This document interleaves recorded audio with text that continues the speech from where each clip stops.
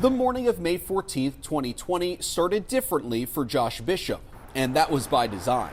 You got to work outdoors. You got to go to a different place every day. On this day, Josh was setting up traffic cones outside the York Fairgrounds in West Manchester Township. He never saw the car coming. Josh was hit. He died after getting pinned to the back of his SUV. Police say the driver told them he fell asleep. It's very unfair. I have children who miss their dad on their first day of school. Betty will get married without her father walking her down the aisle. And under Pennsylvania law, experts say if found guilty, very few of those cases that don't involve DUIs, in very few of those cases do the defendants do jail time at all. So Josh's wife Felicia and mother Sandy are trying to do something about it. Charges of vehicular homicide or involuntary manslaughter could see jail time, but careless driving, even in death, is a $500 fine, and reckless driving will run you $200. Neither statute mentions anything about asleep or drowsy driving. I just don't want this to happen to another family with small children or anybody. Here's what the statistics tell us. According to the National Highway Traffic Association, about 1,500 people are killed each year due to drowsy or sleep driving. Here in Pennsylvania, PennDOT counted 11 in 2020 and 184 in the past 10 years. That's only 1% of all traffic-related deaths, and that's causing safety experts to say you are being misled. So it's a huge problem, underreported.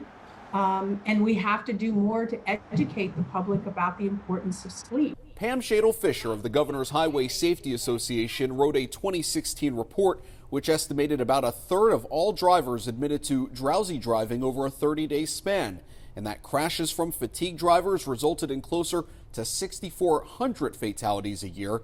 She says all of it is preventable, and it starts with training police better to spot it.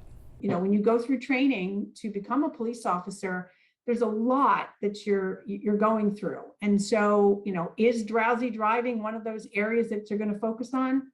No. When you're following a vehicle, there's really nothing that differentiates a driver impaired by alcohol or controlled substance or just being tired and fatigued. We rode along at night with Officer Anthony Glass of the Swatara Township Police Department. Following this car's kind of been weaving around the lane a little bit. He's trained to spot DUIs, which he says look the same as someone who's simply drowsy.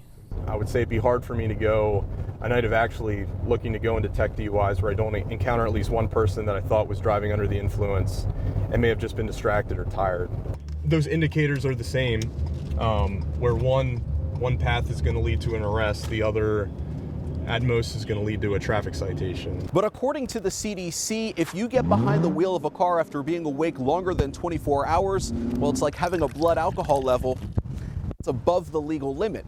And that's where Felicia and Sandy are trying to change Pennsylvania law. In fact, laws already exist in 2 other states which specifically penalize drivers who fall asleep or are drowsy at the wheel and cause a crash. Except the lawmakers that they've spoken to here at the Pennsylvania State Capitol so far haven't heard their plea.